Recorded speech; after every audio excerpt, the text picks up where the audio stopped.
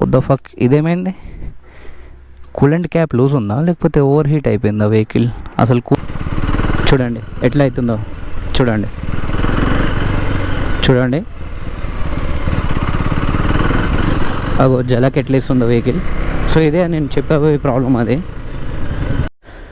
So hello guys, welcome back to video. This is our Duke 390 generation 3. So ఈరోజు మీకు నేను first second service తర్వాత ఏమైనా difference ఉందా, అండ్ వెహికల్ ఫస్ట్లో నుంచి ఇప్పుడు 2 సర్వీసెస్ తర్వాత ఏమైనా డిఫరెన్స్ ఉందా, అండ్ దీని ఫ్యూల్ కాస్ట్ ఎంత వస్తుంది అండ్ సర్వీసింగ్ కాస్ట్ ఎంత వస్తుంది, ఇవన్నీ చెప్పబోతున్నా మీకు. సో వీడియో చూస్తుండండి. కోల్ స్టార్ట్ చేద్దాం. ఆల్రెడీ ఇప్పుడే తీసిన నేను, ఎక్కువ టైం కూడా ఏం కాలేదు తీసి. So let's go. ఎందుకంటే టైం 5:08 అవుతుంది, టైం కూడా ఎక్కువ లేదు.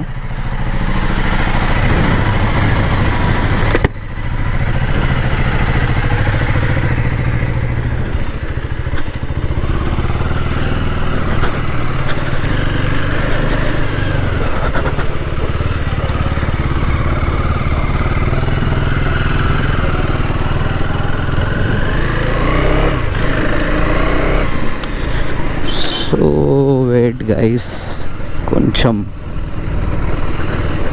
కెమెరా యాంగిల్ చూసుకుందాం మనం.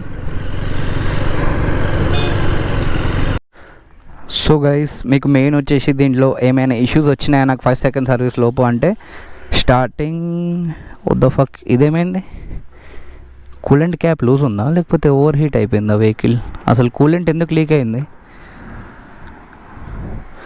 కూలెంట్ అయితే ఉంది లోపల, అసలు కూలెంట్ ఎందుకు బయటికి లీక్ అయింది? ఇక్కడ చూడొచ్చు మీరు, ఇక్కడ వరకు లీక్ అయింది, ఇక్కడ కూడా పడ్డది ఇంజన్ పైన.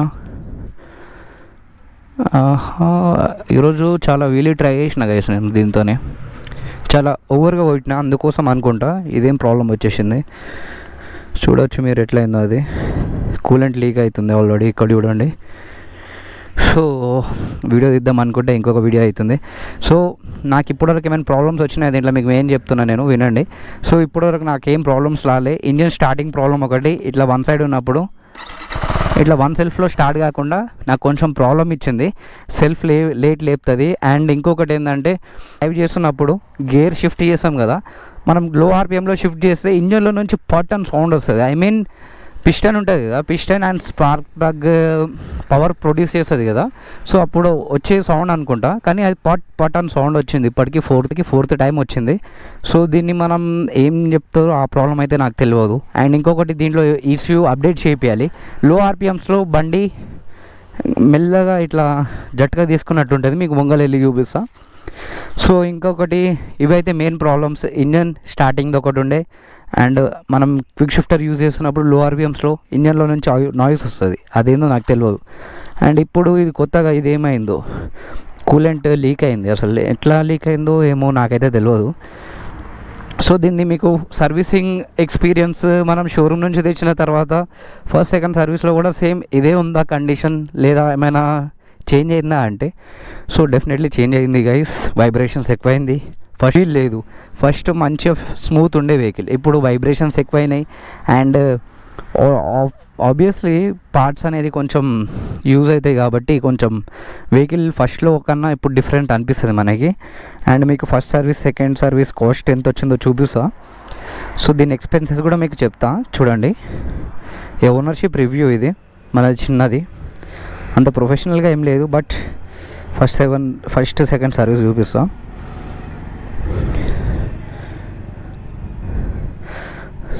సో గైస్ ఇక్కడ చూడండి, ఫస్ట్ సర్వీస్ కాస్ట్ వచ్చేసి 1898 రూపీస్.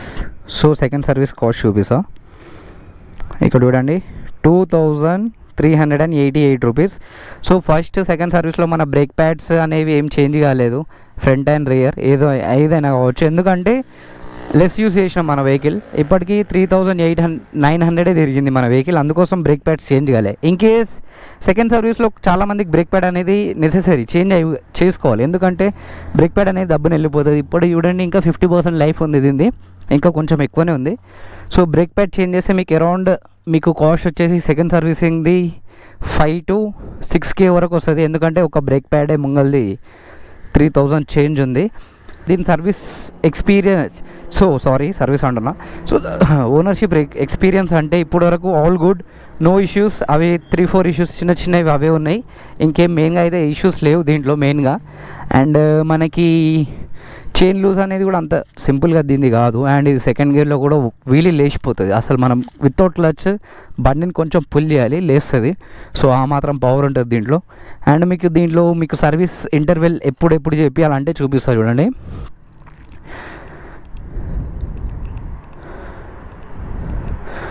5,000 ఆర్ 5 months షోరూమ్ మనకి సర్వీస్ సెంటర్ వాళ్ళు చెప్పింది. అండ్ మన పాత Gen 2 మోడల్స్కి 7,500 అండ్ 1 year ఉండే టైం. సో ఈ మోడల్స్కి అయితే ఇట్లా. సో ఇంకా మీకు దీంట్లో ఫ్యూల్ కాస్ట్ అండ్ మీకు మైలేజ్ ఎంత ఇస్తుందంటే నేను చెప్పబోయేది చూడండి ఒకసారి. దీంట్లో చూపించేది అలా ఉంటుంది, రియాలిటీలో ఇచ్చేది అలా ఉంటుంది. సో 22.7 126 kilometers మనకి ఇచ్చింది. అదే 700 kilometers మనకి 23.1 ఇచ్చింది. అంటే దేన్ని నమ్మాలంటే మనం టోటల్ని నమ్మాలి గైస్. మనం ఎట్లా డ్రైవ్ చేస్తాం, ఎంత ఆర్పిఎంలో తీస్తున్నాం వెహికల్ని, ఎట్లా నడుపుతున్నాం, దాన్ని బట్టి డిసైడ్ ఉంటుంది. ఇవేంది ఏం లేవు. సో మీరు కూడా 390 ఓన్ చేద్దాం అనుకుంటే, మీ ఒకవేళ రన్నింగ్ లో ఉంటే నా లాగానే. సో నా వెహికల్ తెచ్చి ఇప్పటికీ 6 months ఎక్కువనే అవుతుంది. జస్ట్ ఎంత 3,900 తెప్పిన ఉంది. సో దానికోసం నాకు ఏం ప్రాబ్లం ఉండదు వెహికల్ మెయింటైన్ చేయడానికి, ఫ్యూల్కి అవ్వచ్చు, దేనికైనా అవ్వచ్చు. సో 390 మెయింటైన్ చేసుకుంటే మనం ఒక మారుతి షిఫ్ట్ మెయింటైన్ చేయొచ్చు గైస్. అంత మెయింటెనెన్స్ ఉంటుంది ఫ్యూల్కి అయితే.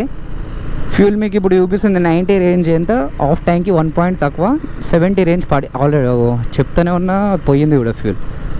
సో మైలేజ్ అనేది ఎక్స్పెక్ట్ చేయకండి. ఒకవేళ ఎక్స్పెక్ట్ చేస్తే 390 కొనకండి, మీకు భయపెడతలేను. మీకు మైలేజ్ కావాలంటే ఎంత మెల్లగా క్రూజ్ చేసుకుంటూ వెళ్ళాలి. బిలో 4,000 RPM లేదా అరౌండ్ 4,000 RPM మీకు ఎంత స్పీడ్ వెళ్ళాలి. ప్రతి ఒక్క గేర్లో మీరు మెయింటైన్ చేసి 4,000 RPM వెళ్ళాలి. So first servicing, second servicing cost మీరు చూసుంటారు. అండ్ ప్రాబ్లమ్స్ ఏందో మీకు చెప్పేసిన. ఇదేదో చిన్న షార్ట్ వీడియో, ఇది ఎక్కువ లాంగ్ అయితే గుంజను. అండ్ రివ్యూ అంటే ఇప్పటివరకు వెహికల్ మంచిగానే ఉంది, ఏం ప్రాబ్లమ్స్ లేవు. ఆ చిన్న ప్రాబ్లమ్స్ ఉన్నాయి, అవి ఇంజన్ ECU అప్డేట్ చేయించుకున్నాక అన్నీ స్టార్ట్ అయిపోతాయి. సో ఇంకొకటి, this is the advantage of Duke 390 Generation 3 because we have fucking cruise control. So దీంతో మనకి ఏం ప్రాబ్లం అనేది ఉండదు. మనం ఇట్లనే క్రూజ్ చేసుకుంటూ వెళ్ళిపోవచ్చు in plain roads. Do not try at any public area. So it's risky, ఎందుకంటే క్రూజ్లో మీరు ఉండి ఇట్లనే యాక్సిలేటర్ ఇస్తే యాక్సిలేటర్ ఆఫ్ కూడా కాదు. సో ఆఫ్ చేయాలంటే మనం క్రూజ్ని ఈ బటన్ నొత్తాలి. So this is our small review about Duke 390 after 6 months. అంతేం లేదు దీంట్లో. అక్కడ చూడొచ్చు, కావాలని మనం చూసి వెళ్తారు, అమ్మాయి నడుపుతుంది. సో మనం 390 పవర్ ఇప్పుడే చూపించినా కదా మీకు స్టార్టింగ్లో, ఇంకేం లేదు. యాక్చువల్గా వీడియో రికార్డ్ అయిందో లేదో తెలియదు.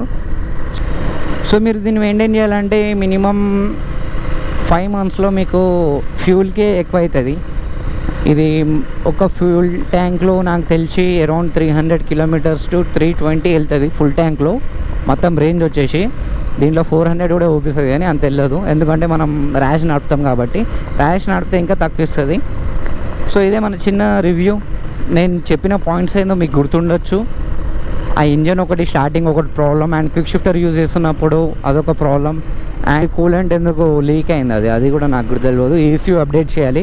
లో గేర్స్లో మీకు బండి అనేది జట్కా తీసుకుంటుంది అన్నా కదా, ఒకసారి చూపిస్తా అవుతుందో కాదో. ఇప్పుడు మంచిగా జాగ్రత్తగా చూడండి. ఇప్పుడు ఫస్ట్ గేర్లో ఉంది కదా, నేను యాక్సిలేటర్ ఇవ్వాలంటే కొంచెం జట్కా తీసుకుంటుంది.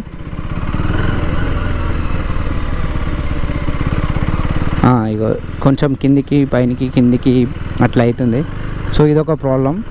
ఇగో ఇప్పుడు చూడండి, సెకండ్ గేర్లో నేను తీస్తున్నా. అగో చూడండి, కొంచెం యాక్సిలేటర్ ఇస్తాను నేను. సో అన్ని వెహికల్స్లో ఉంటుందని మీరు అనుకుంటే మీరు తప్పు అనుకుంటున్నారు, ఎందుకంటే ఇది లేదు, ఎలాంటి వెహికల్స్లో లేదు, ఇది దీంట్లోనే ఉంది. అసలు ఈ ప్రాబ్లం ఏందో నాకు తెలియదు. ECU అప్డేట్ చేయించుకుంటే లో RPM జర్కింగ్ ఇష్యూ అనేది సార్ట్ అయిపోతుంది. సో వీడియో నచ్చితే లైక్ చేయండి. నేనేం మాట్లాడినా నాకే తెలియదు, ఏదో short video daily video upload చేయాలని చేస్తున్నా గైస్. ఇంకేమైనా మీకు తెలుసుకోవాలంటే నాకు కామెంట్ చేయండి, డెఫినెట్లీ వీడియో మనం చేద్దాం దానిపైన. So see you, tata, bye bye.